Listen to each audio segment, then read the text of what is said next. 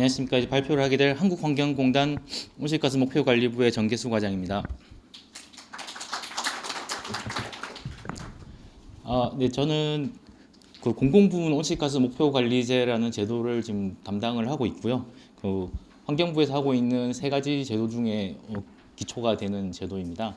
여기 오신 분들이 대부분 현장에서 오셔서 잘 모르실 수도 있는데, 아까 사무관님도 말씀하셨지만 이제 나중에도 이 업무를 하실 수도 있고 하니까 좀 관심을 가지고 좀 지켜봐 주시면 감사하겠습니다.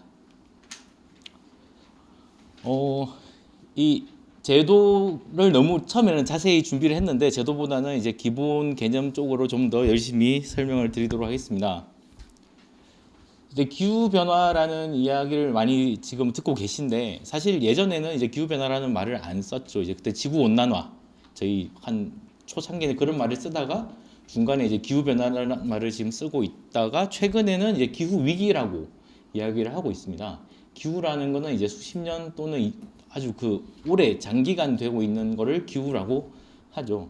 기후 변화의 원인이 다양하게 있는데, 그 중에 이제 인위적인 요인과 자연적인 요인이 있습니다. 근데 지금 저희가 자연적인 요인을 컨트롤할 수는 없기 때문에 인위적인 요인을 좀 케어하기 위해서 어떤 게 있냐 하면, 제일 중요한 게 지금 화석연료 사용입니다. 그래서 지금 저희가 화석연료 대신에 재생에너지를 사용을 해서 진행을 해보고자 하고 있습니다.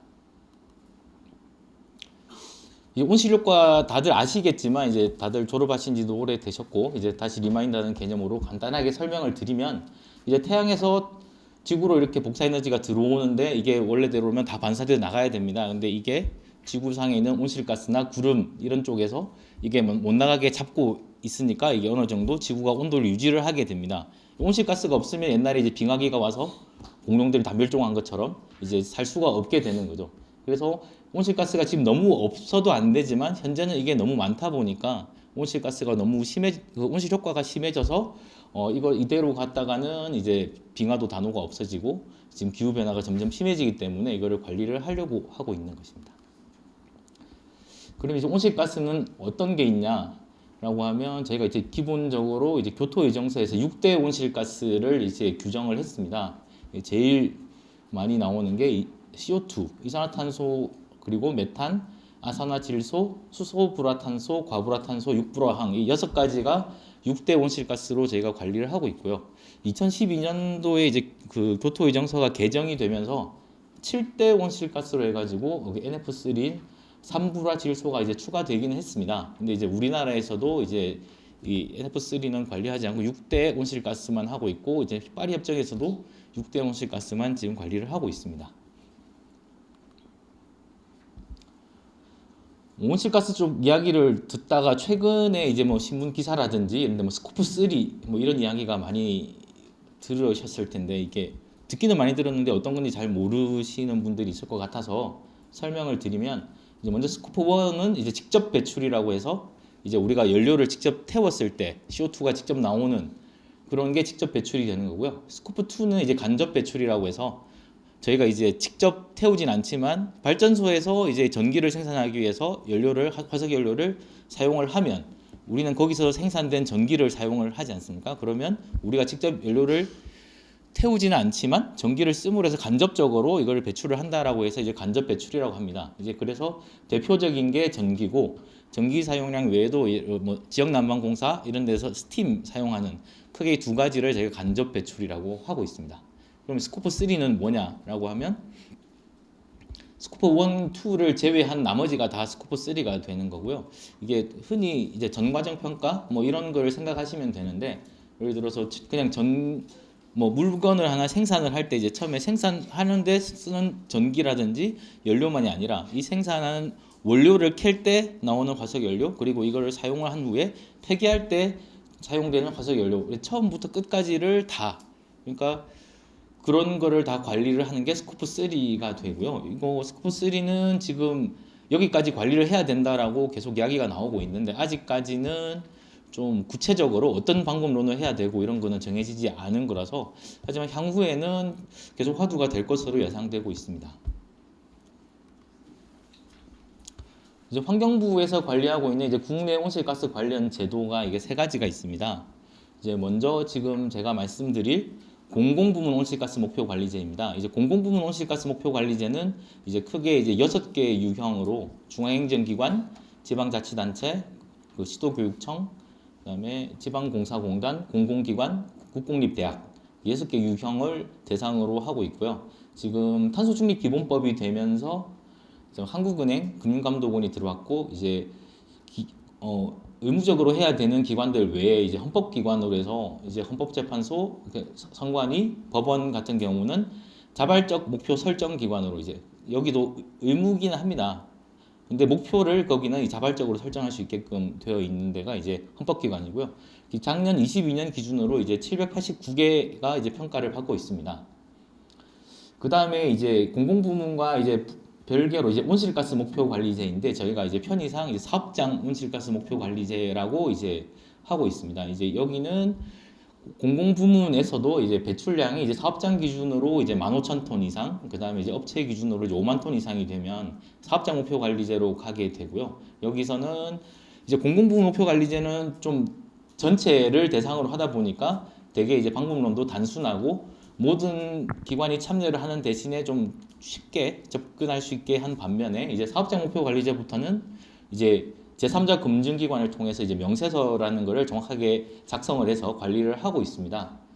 그리고 이제 여기보다 규모가 더 커지는 이제 배출권 거래제, 이제 많이 들어는 보셨죠. 이제 배출권 거래제는 사업장 기준으로 이제 25,000톤, 그 다음에 이제 업체 기준으로 125,000톤 이상이 되면 배출권 거래제 대상이 됩니다. 그럼 여기는 이제 할당받은 이제 목표량보다 이제 적게 해서 이제 목표량이 남으면 이걸 배출권을 거래해서 수익을 낼 수가 있고, 반대로 초과 배출했다고 하면 다른 데서 사와서 이걸 메꿔야 되는 그런 제도입니다.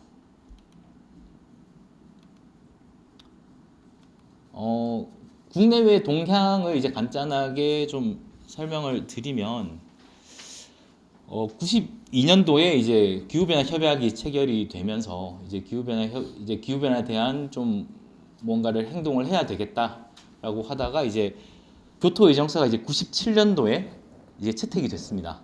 이제 그 97년도에 채택이 되고 난 뒤에 이제 발효되기 위한 조건이 이제 전 세계 온실가스 한 50%를 배출하는 나라가 가입을 해야 되는 게 있는데 이제 그게 계속 안 되다가 이제 거의 한 8년 뒤인 2005년도에 이제 겨우 이제 발효가 되었습니다. 교토의정서는 채택에서 발효까지 8년이 걸렸는데 이제 좀 여러 가지 문제점이라기보다는 이제 교토의정서 같은 경우는 약간 그 의무가 이제 선진국에게 부여가 되어 있습니다. 개도국 이제 우리나라도 없을 때는 대상은 아니었고 중국이나 인도 이런 데는 다 이제 개도국으로 해가지고 포함이 되지 않았었죠. 그래서 선진국 위주인데다가 2020년까지라는 약간 기한이 있다 보니까 약간 한계가 좀 있었습니다. 그래서 예전에 뭐 포스트 2020 이러면서 이제 교토의정서가 끝나면 어떻게 할 것인가를 계속 이야기를 하다가 2015년도에 파리협정이 체결이 되고 1년도 안 돼서 15년 12월에 이제 채택된 이후에 2016년 11월에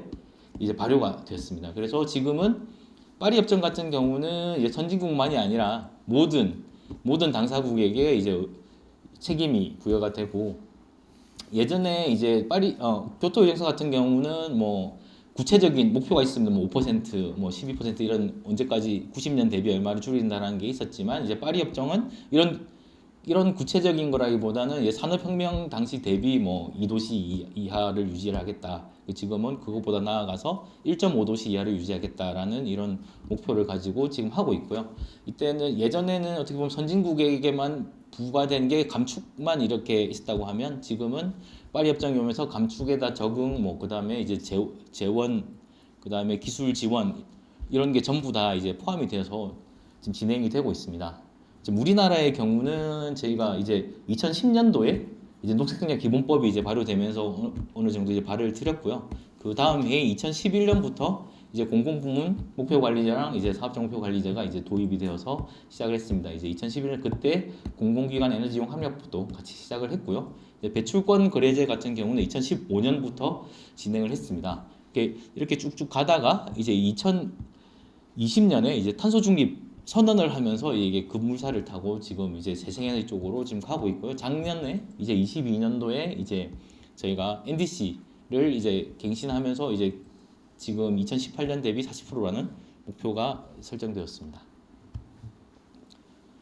지금 그러면 우리나라는 이제 얼마나 이제 위치가 되느냐라는 걸 봤을 때 이거 지금 2017년 통계이긴 하지만 이제 우리나라가 그때 이제 저때가 거의 이제 피크치 2018년도가 피크치라고 이야기하고 있지만 이제 국제적인 통계로 봤을 때 2017년 기준으로 우리나라 온실가스 배출량이 대략 7억 톤 정도입니다. 그 나라가 작은 데에 비해서 이제 전 세계에서 11위를 배출을 하고 있고요. 이제 OECD 회원국 중에는 5위입니다. 근데 배출량 뭐 중국, 미국이랑 비교를 해보면 이제 비교가 안 되는 양이긴 합니다. 중국을 보시면 이제 120억 톤, 미국이 64억 톤 이 정도 되는데 이제 뭐 그 나라의 크기라든지 인구라든지를 생각해 보면 우리나라도 상당히 많이 배출을 하고 있습니다. 이제 국내 온실가스 배출 현황을 보시면 이제 90년 대비 2019년을 봤을 때 배출량 증가율이 140%라고 되어 있는데 140%가 1.4배가 아니라 이제 2.4배입니다. 이제 100%에서 더 추가로 140%가 했다는 거라서 보시면 처음에는 대략 한 3억 톤 정도 수준이던 게 거의 한 7억 톤까지 지금 올라와 있는 상황입니다. NDC랑 시나리오는 아까 이제 말씀하신 게 있으니까 넘어가겠습니다. 시나리오 같은 경우는 A안, B안이 있는데 이게 별개가 아니라 그 두 개가 다 존재를 하고 있고 A안 같은 경우는 완전 전면 중단인데 지금은 어떻게 보면 이제 원자력이 좀 남으면서 B안 쪽으로 가고 있는 걸로 보시면 될 것 같습니다. 지금 좀 이따 설명드릴 이제 공공부문 목표관리제 같은 경우는 대상이 이제 건물이랑 차량, 이래서 건물 수송 부분인데 저희 제도의 96%는 건물에서 배출되고 있습니다. 그래서 거의 건물 쪽으로 보시면 됩니다. 네, 이제 목표관리제 같은 경우는 아까 말씀드린 총 6개 유형의 기관이 이제 기준 배출량 대비 2030년까지 50% 감축을 목표로 지금 하고 있고요. 이제 기준 배출량은 2007, 2008, 2009 3개년 평균 배출량입니다. 대상은 이제 작년 기준으로 이제 789개가 했었고요. 이게 매년 이제 중앙행정기관 지자체가 시도교육청 뭐 여기는 크게 바뀌는 게 없는데 이제 공공기관과 지방공사공단이 이제 계속 들락날락 하기 때문에 수치는 계속 변하고 있습니다. 대상 시설은 이제 공공부문이 소유하거나 임차한 건물과 차량인데 이제 건축법에 따른 건축물 그리고 이제 자동차 관리법에 따른 자동차가 대상이고 이륜차는 제외하고 있습니다. 이제 건물 등록 기준은 이제 건축물 대장과 이제 건물 등기부 등본을 이제 기준으로 하고 있는데 이제 에너지 관리의 연계성이라고 해서 같은 건물이 아니더라도 같은 수전단에서 똑같이 다 되고 있다면 한 개 시설로 저희가 관리를 하고 있습니다. 네, 관리 주체는 이제 소유가 이제 누구냐? 이제 공공부문이 소유를 한 거는 이제 공공부문이 하는데 거기에 들어와 있는 공공이나 민간이 별도 개량이 된다라고 하면 별도 개량되는 데서 그 공공은 자기들 거를 관리를 하는 거고 만약에 별도 개량이 안 되면 소유하고 있는 공공기관이 그 주체가 됩니다. 그리고 민간에 들어갔다고 하면 별도 개량이 되면 마찬가지로 임차한 공공기관이 하지만 개량이 안 되면 그냥 제외되고 있습니다. 차량 같은 경우는 연료 기준으로 하기 때문에 뭐 차가 20대 30대 있더라도 같은 휘발유다라고 하면 뭐 시설 하나 그리고 휘발유 경유라고 하면 시설 2개 이런 식으로 연료 기준으로 관리를 하고 있습니다. 제외 대상 시설은 이제 뭐 연면적 100제곱미터 이하라든지 1년 미만 기간의 임차 시설, 초중고등학교, 뭐 복지 시설, 어린이집, 뭐 국가안보와 직결되는 시설 그리고 뭐 긴급 자동차 등은 제외를 하고 있습니다. 저희 제도의 운영 절차를 보시면 이제 내년도 감축 목표를 올해 12월 말까지 제출을 하게 되고요. 이제 필요시 환경부에서 검토 후 필요시 개선 및 보완 요청을 하게 됩니다. 그리고 이행 실적 같은 경우는 이제 작년도 이행 실적을 이제 당해년 올해 예를 들어서 이행 년도가 올해라고 하면 이거를 올해 운영한 실적을 내년도 3월까지 제출을 하게 되고 이거를 한 5월 정도까지 환경부에서 검토 후에 6월 말에 탄소중립 녹색성장위원회에 보고를 하게 됩니다. 그리고 보고가 끝나고 나면 이제 필요시 환경부에서 미협기관에 개선 명령을 하게 됩니다. 저희가 이제 기준 배출량이 아까 2007, 2008, 2009년이라고 말씀을 드렸는데 이제 이게 신규로 예를 들어서 기존에 건물이 1개가 있었는데 건물이 2개가 됐다든지 자동차가 10대 있었는데 20대가 됐다든지 이렇게 늘어날 경우에는 기준 배출량을 조정을 하게 됩니다. 그래서 이제 기준 배출량을 조정을 하는 거는 이제 기존에 기준 배출량이 있었는데 거기에서 이제 약간 저희가 조정이라고 해서 처음에 기준 연도에서 추가된 만큼을 뭐 차량이 늘어났다든지 아니면 건물이 늘어났으면 늘어난 연면적에 따라서 조정을 해주고 있습니다.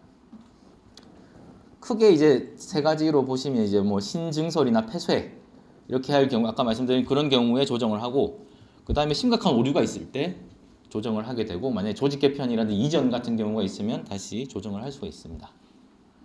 네, 뭐 자세한 거는 좀 생략을 하도록 하겠습니다.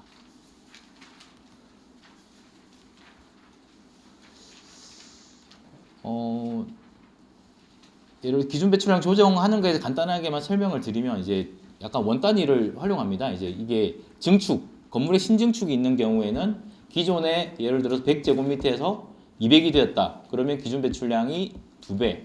기준이 100에서 150이 됐다면 1.5배 이런 식으로 원 단위 연면적당 배출량을 활용해서 조정을 하고 있습니다. 그리고 만약에 이제 신규로 이렇게 들어왔는데 이제 뭐 없다라고 하면 이제 과거 비슷한 유사 시설의 원 단위를 활용해서 같은 기관 내에서는 적용을 할 수가 있고요. 이렇게 연면적 외에 신재생 에너지 같은 경우가 이제 예를 들어서 신규 시설이 들어왔는데 처음에 태양광이 설치되어 있으면 이미 그 태양광이 전기 사용량을 줄여서 감축이 되어 있기 때문에 처음에 들어온 시설에 대해서만 신재생 에너지 설비를 기준 배출량에 조정해서 올려줄 수 있습니다. 그리고 시설이 이제 폐쇄됐을 경우에는 이제 앞서 있던 기준 배출량을 0으로 조정을 해서 이것도 다 조정을 진행을 해야 되고요. 이제 필수 설비라고 해서 이제 전산 장비라든지 뭐 의료 설비, 실험실 이런 경우는 24시간 가동을 해야 되는데 여기는 어떻게 보면 온실가스 감축이 불가능하다라고 하는 시설은 저희가 기준 배출량이 설정된 이후에 들어온 거에 대해서 이제 저희가 제공하는 양식을 통해서 그 증빙 자료를 제출을 하면 저희 필수 설비로 인정을 해서 이 양만큼 다시 기준 배출량을 조정을 해드리고 있습니다. 그리고 환경기초시설 같은 경우도 환경기초시설은 어떻게 보면 처리량에 따라서 이제 전기라든지 연료 사용량이 증가되기 때문에 이 처리량은 어떻게 보면 지자체의 인구 증가랑 밀접한 관련이 있어서 처리량이 변동이 되고 배출량도 변동이 된다고 하면 저희가 인과관계가 명확하다고 하면 조정을 해드리고 있습니다.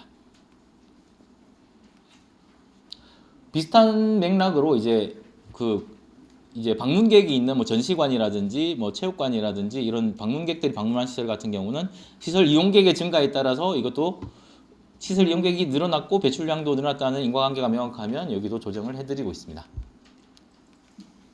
네, 이상으로 발표를 마치겠습니다. 감사합니다.